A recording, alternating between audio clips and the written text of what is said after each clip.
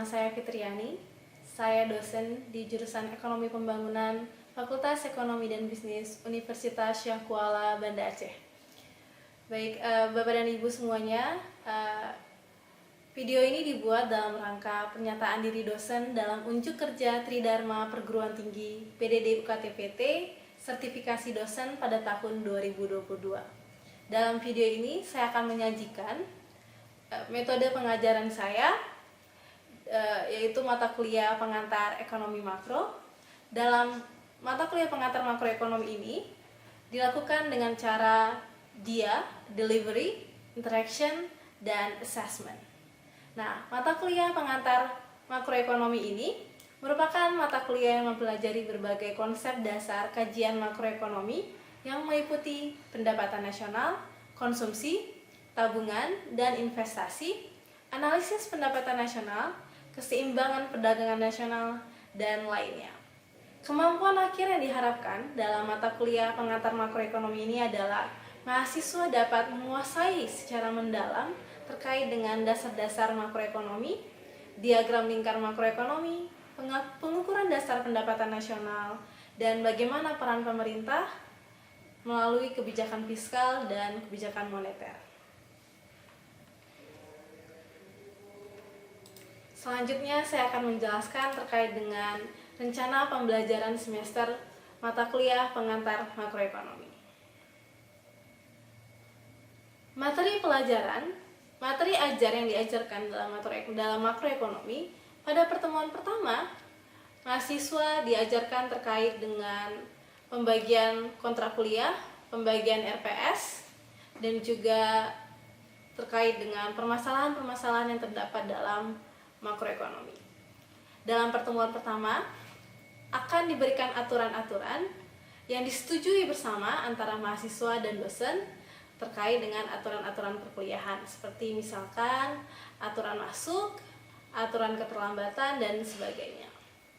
Selanjutnya pada pertemuan kedua akan dibahas terkait dengan ruang lingkup makroekonomi. Selanjutnya yang ketiga, pertemuan ketiga akan dibahas terkait dengan bagaimana cara mengukur pendapatan nasional, yaitu produk domestik bruto. Kemudian pada pertemuan keempat akan diajarkan terkait dengan bagaimana pengukuran biaya hidup dan indeks harga konsumen. Tentunya ada banyak cara untuk menghitung indeks harga konsumen dan semuanya akan diajarkan pada pertemuan keempat. Pertemuan kelima akan diajarkan terkait dengan dampak inflasi terhadap biaya hidup. Jadi bagaimana dampak inflasi terhadap biaya. Selanjutnya untuk pertemuan keenam akan diajarkan terkait dengan ekonomi real dalam jangka panjang, di mana akan dibahas terkait dengan produksi, pertumbuhan ekonomi, tabungan, investasi, dan sistem keuangan. Nah, untuk itu kita akan masuk ke pertemuan ke-7. Pertemuan ke-7 akan dilanjutkan juga dengan materi yang sama terkait dengan ekonomi real dalam jangka panjang. Selanjutnya kita masuk ke pertemuan ke-8. Pertemuan ke-8 adalah ujian tengah semester. Selanjutnya kita masuk ke pertemuan ke-9. Pertemuan ke-9, mahasiswa akan mempelajari terkait dengan peran uang dan harga. Jadi bagaimana peran uang dan bagaimana peran harga bagi perekonomian dan sistem moneter di Indonesia. Selanjutnya pertemuan ke-10 akan dibahas terkait dengan konsep makroekonomi dalam perekonomian terbuka. Konsep makroekonomi ini kita akan bahas di pertemuan ke-10, ke-11, dan pertemuan ke-12. Selanjutnya pertemuan ke-13, ke-14, dan ke-15 kita akan membahas terkait dengan fluktuasi perekonomian, di mana kita akan membahas terkait dengan agregat supply, agregat demand, dan juga bagaimana kebijakan fiskal dan moneter dalam mempengaruhi permintaan agregat dan penawaran agregat. Selanjutnya untuk pertemuan ke-15 kita akan membahas terkait dengan trade-off antara inflasi dan pengangguran. Untuk pertemuan ke-16 kita akan melakukan ujian akhir semester atau final test. Nah, selanjutnya untuk model pembelajarannya kita menggunakan Zoom meeting yaitu dan juga kita menggunakan e-learning yang dapat diakses oleh mahasiswa melalui situs elearning.unsia.ac.id. Selanjutnya kita juga akan aktif ya berdiskusi melalui WhatsApp group. Untuk metode pembelajarannya, kita menggunakan metode pembelajaran Student Centered Learning atau SCL, di mana dalam metode Student Centered Learning, mahasiswa akan lebih aktif dalam pembelajaran dibandingkan dosennya. Pada model Student Centered Learning ini kita akan menggunakan beberapa metode seperti metode Project Based Learning atau PBL, di mana mahasiswa akan diberikan beberapa proyek ya terkait dengan makroekonomi, seperti contohnya misalkan terkait dengan inflasi, pengangguran, dan mereka akan menganalisis tentang proyek-proyek tersebut. Selanjutnya, saya akan membahas terkait dengan sistem penilaian di kelas mata kuliah pengantar makroekonomi. Penilaian dalam mata kuliah pengantar makroekonomi ini kita membagi 3 penilaian. Yang pertama adalah PR dan kuis, itu kita berikan nilai 40% dari keseluruhan nilai. Selanjutnya ujian tengah semester kita berikan nilai 30%, dan untuk ujian akhir semester kita berikan 30%. Untuk PR dan kuis ini termasuk dalamnya adalah proyek-proyek yang dikerjakan oleh mahasiswa. Nanti akan digabungkan sehingga nanti nilainya akan dijumlahkan. Untuk buku yang kita gunakan dalam mata kuliah pengantar makroekonomi, kita menggunakan buku Principle of Economics oleh N. Gregory Mankiw, dan kita juga menggunakan buku Economics dari Paul A. Samuelson, dan juga mahasiswa boleh menggunakan referensi-referensi yang lain yang mendukung topik dari materi. Untuk buku kemudian terkait dengan untuk bahan ajar dan modul sudah di-share melalui e-learning sehingga bisa diakses oleh mahasiswa. Berikut merupakan contoh video pengajaran saya. Baik, kita akan masuk kepada pendapatan nasional ya. Nah, untuk topik hari ini kita akan membahas ya apa itu pendapatan nasional atau apa itu produk domestik bruto ya kan.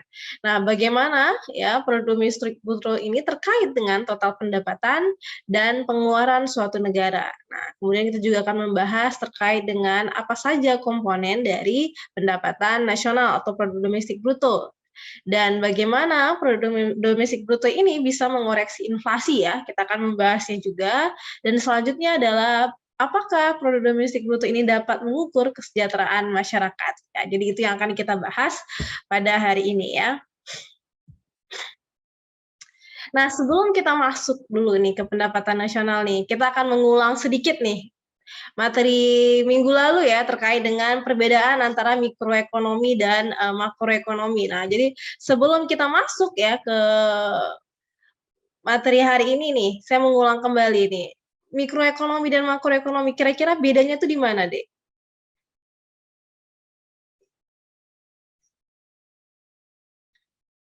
Kira-kira di mana nih perbedaan antara mikroekonomi dan makroekonomi? Kalau mikroekonomi itu membahas perekonomian mungkin lebih kecil sebuah perusahaan, tapi kalau makroekonomi perekonomian negara. Oke, baik. Bagus sekali ya, Raina ya. Jadi benar ya bahwa dalam mikroekonomi yang dibahas adalah ruang lingkup yang lebih kecil ya, di mana itu hanya membahas terkait dengan rumah tangga, perusahaan, seperti itu ya. Sementara dalam makroekonomi, kita membahas fenomena ekonomi yang jauh lebih luas ya. Kita tidak membahas lagi satu rumah tangga ataupun satu perusahaan, tapi kita membahas di situ suatu lingkup dari negara ya. Jadi beberapa rumah tangga, beberapa perusahaan, banyak rumah tangga, banyak perusahaan itu yang akan dibahas dalam makroekonomi. Nah, termasuk nanti di makroekonomi nanti kita juga akan membahas terkait dengan inflasi ya. Apa itu inflasi gitu ya kan. Nah, kemudian tentang pengangguran, bagaimana pengangguran bisa terjadi. Nah, kemudian juga terkait dengan pertumbuhan ekonomi. Nah, Hari ini kita akan masuk ke produk domestik bruto atau pendapatan nasional ya. Nah, sebelum kita masuk nih ke PDB, saya mau nanya dulu nih.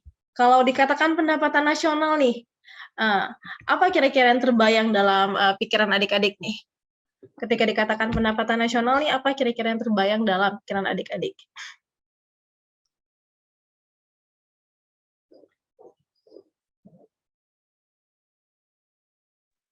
Pendapatan nasional, Kak, saya izin menjawab. Ya, silakan Nuswatun.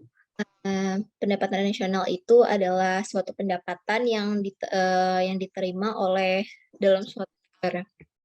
Oke, pendapatan yang diterima oleh suatu negara ya. Oke, ada yang lain yang ingin berpendapat?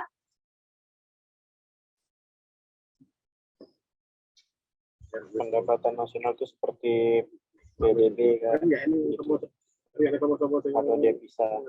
Oke, baik. Akbar mengatakan bahwa pendapatan nasional itu seperti PDB ya, Akbar ya, ataupun devisa ya. Oke, baik. Nah, selanjutnya.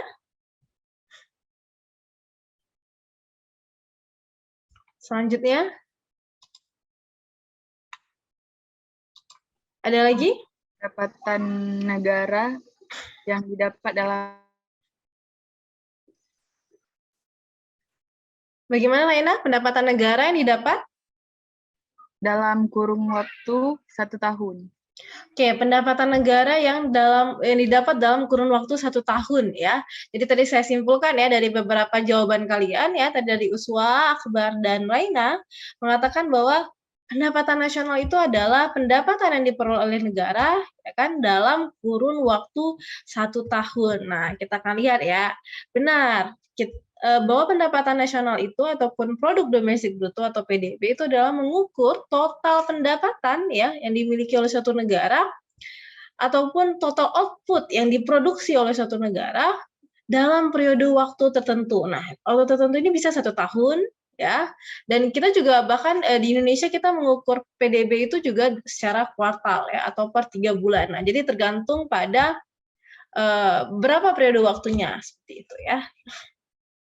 Nah, PDB ya ataupun produk domestik bruto ini mencakup semua barang yang diproduksi dalam perekonomian dan dijual secara legal di pasar. Artinya adalah barang-barang yang diperoleh ataupun dibeli ataupun dijual secara ilegal ya tentunya tidak masuk dalam perhitungan PDB. Nah, seperti itu ya. Jadi kalau adik-adik nih kalian mahasiswa ada membeli barang-barang dari black market ataupun barang-barang dari tempat-tempat yang ilegal, nah jangan dibeli lagi. Kenapa? Karena ketika kalian membeli barang-barang tersebut tidak bermanfaat untuk pendapatan nasional kita ya kan, tidak menaikkan pendapatan nasional kita. Nah ya, jadi tidak boleh kita membeli barang-barang dari yang ilegal seperti itu ya. Kemudian PDB juga mengukur nilai produksi yang terjadi di dalam batas-batas suatu negara. Artinya adalah seluruh barang dan jasa yang kita produksi ataupun seluruh barang dan jasa yang kita beli di dalam wilayah Indonesia itu masuk ke dalam PDB. Ya, baik itu dibeli oleh warga negara Indonesia sendiri maupun warga negara asing gitu yang berada di Indonesia. Misalkan ini saya punya teman dari Amerika, ya teman saya dari Amerika tuh turis, ya dia berbelanja di Aceh misalkan, ya dia datang ke Aceh, menikmati pariwisata Aceh, kemudian dia menginap di hotel, ya kan makan makanan Aceh. Nah, semua produksi yang dia lakukan, semua konsumsi barang dan jasa yang dia lakukan di Aceh itu dihitung dalam produk domestik bruto, walaupun dia adalah warga negara Amerika seperti itu deh. Ya. Jadi semua produksi barang dan jasa ataupun semua pengeluaran yang terjadi di Indonesia seperti itu ya, itu akan dihitung dalam PDB. Bisa dipahami sampai di sini? Paham, Miss. Ada yang mau ditanyakan? Kalau tidak ada kita lanjut ya, berarti ya. Nah, kita akan lanjut dengan komponennya PDB. Apa saja sih komponen PDB, ya kan? Nah, komponen yang pertama adalah konsumsi rumah tangga, ya. Yang kedua adalah investasi, yang ketiga adalah pengeluaran pemerintah, dan terakhir adalah net ekspor. Nah, ini yang akan kita bahas pada hari ini, ya. Yang pertama dulu nih, kita bahas adalah konsumsi rumah tangga. Nah, jadi seluruh total pengeluaran rumah tangga untuk barang dan jasanya itu masuk ke dalam PDB. Nah, tapi ada kecuali ini. Ada kecuali. Apa yang kecuali? Barang-barang dan jasa yang diproduksi oleh rumah tangga tapi tidak dijual, ya, hanya digunakan di rumah saja. Nah, itu barang-barang seperti itu tidak masuk ke dalam PDB. Jadi kan tidak diperjualbelikan ya barangnya ya. Misalkan ini orang tua saya pintar kerajinan gitu ya kan. Nah, orang tua saya buat kayak ayaman seperti itu, kemudian ayamannya itu digunakan di rumah saya sendiri gitu. Nah, itu tidak termasuk dalam PDB ya. Nah, saya mau nanya nih ke Raina ya, Raina misalkan beli barang-barang, beli DVD nih, Raina beli DVD. DVD-nya tapi ilegal, masuk nggak sih ke dalam total konsumsi Raina? Yang bajakan ya, DVD yang bajakan gitu ya kan. Nah, itu masuk nggak sih ke dalam total konsumsi Raina? Masuk.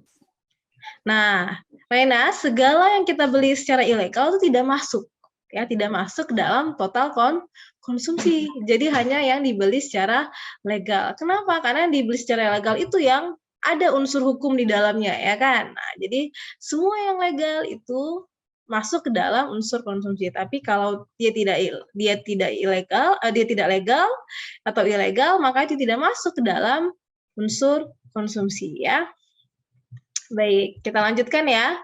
Selanjutnya adalah investasi ya. Jadi investasi ini adalah total pengeluaran untuk barang-barang yang akan digunakan di masa depan, gitu ya kan. Atau kalau saya katakan di sini adalah investasi itu adalah total barang dan jasa ataupun alat ataupun modal yang dibeli oleh perusahaan deh.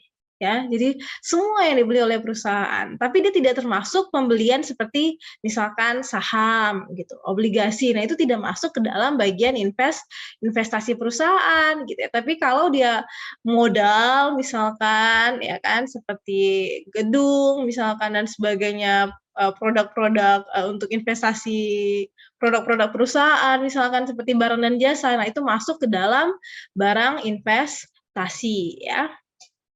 Kemudian yang ketiga adalah pengeluaran pemerintah. Nah, pengeluaran pemerintah ini ya, semua pengeluaran ataupun barang dan jasa yang dibeli oleh pemerintah.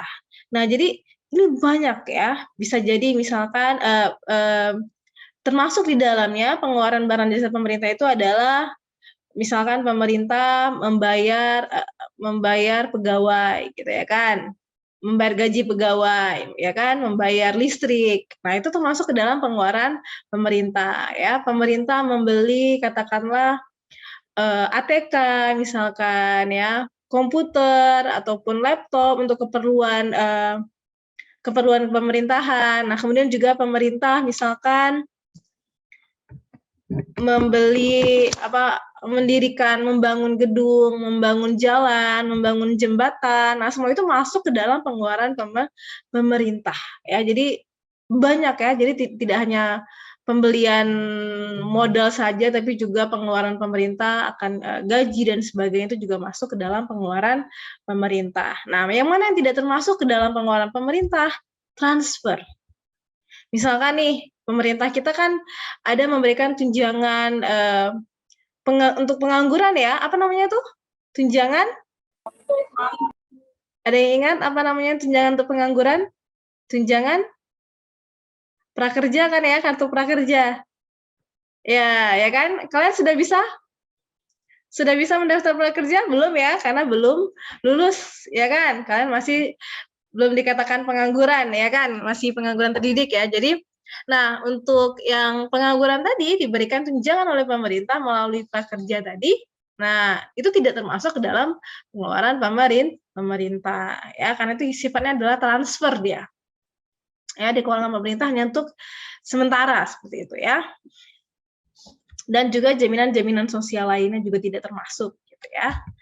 Nah, selanjutnya adalah net export. Nah, net export ya dia ada ekspor bersih ya, ada impor ya. Jadi net ekspor itu adalah ekspor dikurangi dengan impor. Nah, jadi yang dihitung dalam pendapatan nasional itu seluruh pengeluaran luar negeri untuk barang dan jasa kita gitu ya, seluruh ekspor kita dikurangi dengan seluruh impor kita. Nah, itu adalah pendapatan yang kita peroleh ya. Jadi misalkan nih kalau seandainya nih katakanlah Indonesia mengekspor lebih banyak dibandingkan impor. Nah, kira-kira nih net ekspornya bakal negatif atau positif nih? Ketika Indonesia mengekspor lebih banyak dibandingkan impor, net ekspornya bakal positif atau negatif kira-kira? Positif ya, positif. Ya, positif ya. Kenapa? Karena ekspor lebih banyak dibandingkan impor. Nah, sebaliknya ketika impor ternyata lebih banyak dibandingkan ekspor, maka net ekspornya akan negatif ya, seperti itu. Nah, Indonesia sekarang di mana nih kita posisinya nih? Banyak mengekspor atau banyak mengimpor kira-kira? Lebih banyak impor. Nah, yang mana yang bagus untuk Indonesia menurut kalian? Banyak mengekspor atau banyak mengimpor?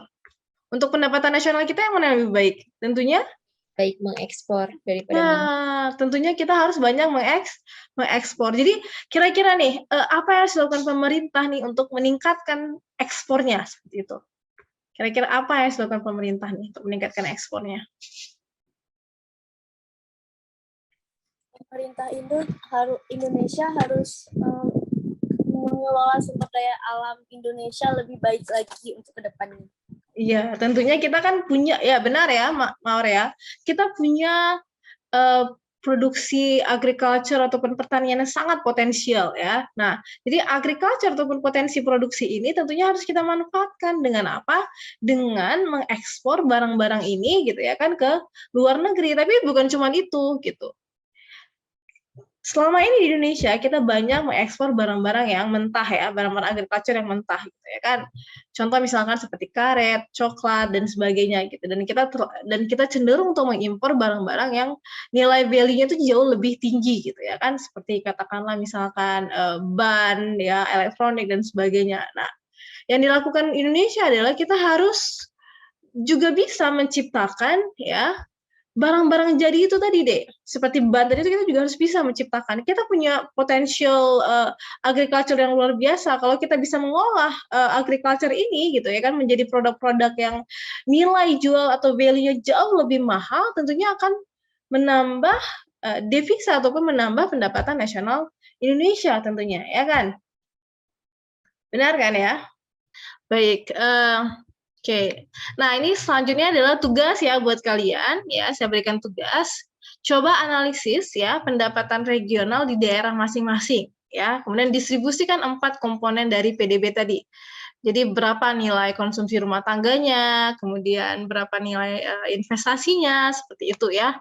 Jadi coba dilihat dari BPS ya, jadi BPS saya share ya sebentar.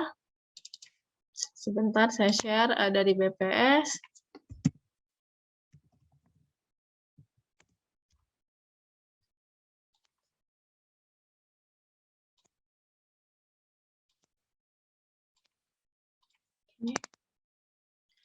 Nah, di sini ya bisa dilihat ya, ini adalah Badan Pusat Statistik Indonesia. Jadi di dalam Badan Pusat Statistik ini lengkap semua deh informasi-informasi terkait dengan pendapatan nasional ya ataupun PDB gitu ya. Nah, yang saya inginkan adalah nanti kalian silakan misalkan saya dari Banda Aceh katakanlah gitu ya kan. Jadi coba dibuka saja BPS Kota Banda Aceh seperti ini. Nanti kalian akan menemukan ya data tentang BPS Kota Banda Aceh. Nah, nanti silakan dicari data tentang pendapatan domestik regional brutonya ya, karena itu Banda Aceh ya kan. Jadi dia termasuk dalam regional brutonya ya. Nah, nanti di sini ada yang namanya distribusi produk domestik regional bruto ya kan, boleh atas dasar pengeluaran di sini ya kan. Nah, jadi kalian bisa lihat di sini ada konsumsi rumah tangga. Nah, jadi coba kalian analisis ya komponen-komponen ini tadi, komponen mana yang paling tinggi, kemudian bagaimana perkembangan produk domestik bruto, ya, produk regional domestik bruto itu selama 5 tahun terakhir itu seperti apa perkembangannya. Jadi itu yang saya harapkan dari tugas ini tadi, ya. Jadi coba dianalisis, dibuat grafiknya, kemudian dijelaskan, ya. Ada pertanyaan terkait dengan tugasnya?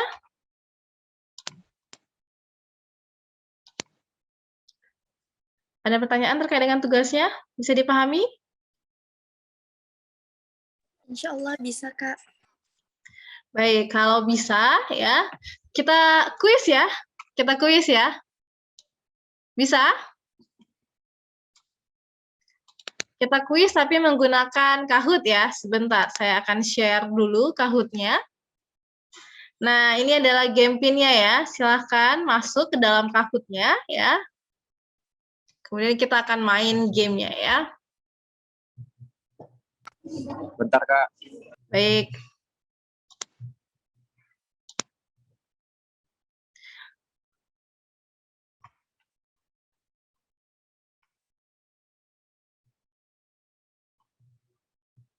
Oke, ini pertanyaan yang pertama, sebutkan komponen PDB kecuali A. Konsumsi, investasi, suku bunga, atau net ekspor. Nah, kira-kira jawabannya apa nih?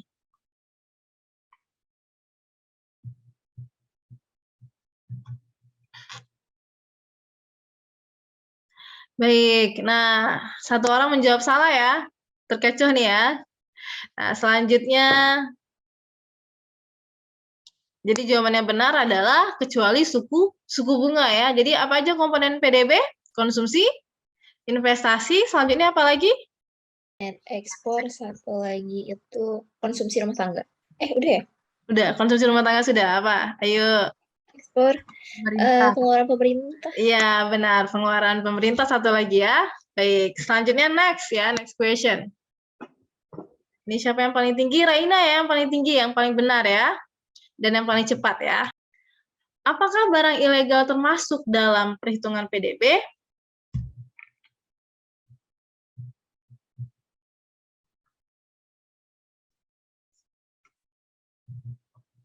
Benar atau salah? Ya, salah ya. Barang ilegal tidak termasuk ke dalam perhitungan PDB, ya kan?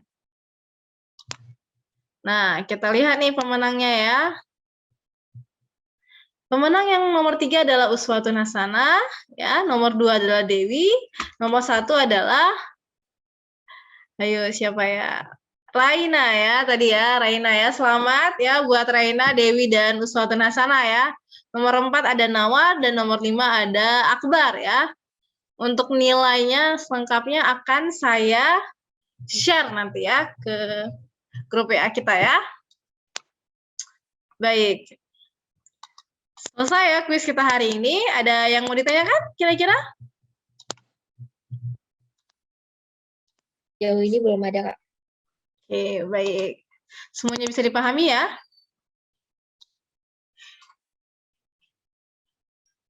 Baik, jadi intinya kesimpulannya adalah komponen PDB itu ada konsumsi di situ ya, investasi, selanjutnya adalah pengeluaran pemerintah dan net ekspor ya.